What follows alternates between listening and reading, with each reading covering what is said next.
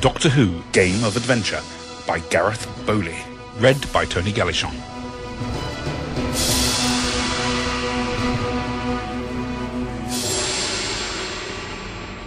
The dusty streets of the marketplace were hot and sticky. Alice was gleefully running back and forth, examining each stall and its contents. She was brimming full of questions regarding what the items were. The Doctor walked alongside her, oblivious to the heat, but grinning as he fielded her questions. Chand walked alongside them, but he was far from happy. The heat was starting to irritate him. He wasn't happy when the Doctor had suggested a journey to 5th century Persia. Interesting though it probably was, he noticed that a lot of the locals were all pointing and whispering regarding the appearance of Alice and the Doctor. Alice stopped at one stall full of various items. The stall owner leaned forward to her. "You want to buy?" he beamed.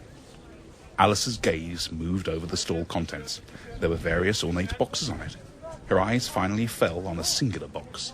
This one appeared to have some sort of red gem embedded in the top. But what impressed her most was the dark purple colour of the box itself. "Doctor, do you have any money so I can get this?" The Doctor started to pat his jacket's various pockets. "I think I may have some somewhere," he exclaimed. There we go." Alice watched as the Doctor held out a fistful of currency and passed it to the stall owner. Once the transaction was over, she immediately picked up her box. Chand was standing away from the Doctor and Alice. He had watched as the stall owner loomed over her. Deep down, he was trying to feel happy about where they were, but the thought that something bad could happen, as usually did with the Doctor, the unbearable heat, and the fact that he didn't want to be in 5th century Persia, just made him feel bad. He started to remove his jacket as the sun glared down at him. As he did, he noticed that a larger crowd had now started to appear and were chattering loudly with the odd glance in the Doctor and Alice's direction. Finally, he'd had enough. He marched over to the Doctor and Alice. He felt uncomfortable. He just wanted the earth to swallow them up. Then suddenly the earth did just that as the world disappeared from view out of the corner of his eye, and amongst the stalls he thought he saw a red telephone box. Chand pulled himself up from the floor. His thigh felt very bruised. He had obviously landed on his leg when he fell. The first thing he realised was that the insufferable heat had now gone. He was blessed with cool, crisp, fresh air around him. This started to give him goosebumps, so he quickly returned his jacket to his arms. He appeared to be in a room. It was completely bare, bar a single red door. The room itself appeared to be a deep purple wood. Chand tried the door, but it was locked. He called out for aid, but there was no answer. He pressed his body hard against the door, but it refused to move. He even tried the walls, but the result was the same. Finally, he decided it would probably be better if he just waited for the Doctor and Alice. So he dropped himself to his haunches and remained in the centre of the room. The Doctor awoke with a start. He sat bolt upright and looked around, but all his eyes were greeted with was darkness. He could feel that he was sat in what felt like a plastic chair. Then suddenly a light switched on. It started to move back and forth as if searching for something. "I believe you'll find I'm right here," called out the Doctor. But the light continued on its course of movement. The Doctor then felt something move beside him. The searchlight then moved in his direction and revealed that next to him was Alice. She held her head groggily and put her hand up to fend off the light. "What happened?" "What's the last thing you remember?" asked the Doctor. The light moved away and Alice relaxed a little. "My box!" she exclaimed. "It's gone!" Never mind the box," stated the Doctor. "What do you remember last?" "But that's my point," she replied indignantly. "I remember buying the box, opening it, then falling." "Then at least we remember the same thing," mused the Doctor. Alice then started to look around frantically. "Where's Chand?" she asked. "I don't know," the Doctor replied. "I'm afraid I can't see a thing in this light."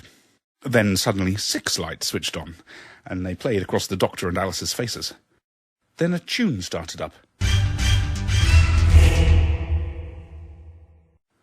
"What was that?" Alice asked. "You've got me," the Doctor replied. Then full illumination arrived. The Doctor and Alice could see that they were seated opposite some form of podium, and beyond that was another chair. The Doctor looked round and realised that they appeared to be in some form of arena, but he could not make out if there was an audience present. The light source didn't illuminate beyond the confines of the arena itself. "No Chand," Alice whispered. "He's not here." "Maybe he never fell," the Doctor replied. "Nah," said Alice. "I heard him cry out as we fell." "Well, there is one other chair," stated the doctor. Perhaps he's coming along later. Chand breathed heavily and glanced at his watch. An hour had passed since he had decided to take his seated vigil. He now realised that any rescue attempt may take a lot longer than he initially thought. The doctor jumped out of his chair and started to pace the arena. He was clearly irritated at being left in the dark, so to speak. Then a shimmering noise appeared and a figure materialised in the spare chair. Alice jumped at the sight of the newcomer. This person was pig-like in appearance. He wore a deep blue suit and had a somewhat large pink bow tie attached at the neck. The doctor returned to his own chair and jumped into his own seat. He leaned forward and squinted intently at the newcomer. "Greetings," the newcomer said. The doctor jumped back in his chair and waved his arm crazily. "Archon!" The newcomer bowed. "So?" asked Alice, dumbfounded. "Oh, come on," the doctor said petulantly. "You must remember these guys." "How would I know them?" "In the mid-80s, they used to beam one of their TV shows using hyperspace laser relays into the homes of Earth." "Hang on," said Alice. "You mean these guys were shown on Earth and no one thought to tell anyone?" The doctor calmed slightly. Well, many of Earth's denizens seemed that it was just, a tacky TV show," the doctor said disapprovingly. "Even those humans who were taken to play the games were never really believed. Why do you think Johnny Ball all but disappeared from TV?" "Johnny who?" Alice shook her head. "Never mind." "It would appear the doctor knows our ways," stated the newcomer. "Absolutely," beamed the doctor. "I thought that TV show was, a method of first contact. It was genius. I was sad to see it go, but then many things were cut off in the 80s when they shouldn't have been." The newcomer leaned back in his chair. "You are on the planet Ark. As the doctor stated, I am an Archon. My name is Nathaniel. I will be your host this evening." "Host?" exclaimed the doctor. "Does that mean we're playing the game of adventure? Alice, wave! We're on TV!" What's the game of adventure?" Alice asked. "That was their TV show," said the doctor gleefully. "I am glad to see you're still trying our first contact methods." Nathaniel shifted uncomfortably in his seat. Actually, Doctor," he sighed, "the original game of adventure was cancelled. You're going to play the game of adventure, The Next Generation." "Go on," said the doctor worriedly. "The Archon government do not want first contact," Nathaniel sighed. "They just want entertainment. We sent out control boxes throughout time and space. You found yours in Persia on Earth." "My box?" exclaimed Alice. "That is what transported you here to Ark. The box latches onto the nearest 3 people and brings them here for the game of adventure, The Next Generation," stated Nathaniel. 3? The doctor's intrigue was now piqued. "Who is the 3rd person?" "Your companion, Chand." "Where's Chand?" cried Alice. "He is being held in the box you brought." A screen appeared at the far end of the room.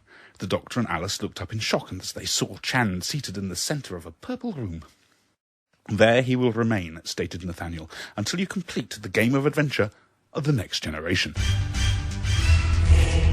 The screen went blank. The doctor and Alice returned their gaze to Nathaniel. Alice's face was angry at the thought of Chand being in captivity. The doctor, however, was grinning. "The game of adventure had very easy games," he beamed. "This should be no problem."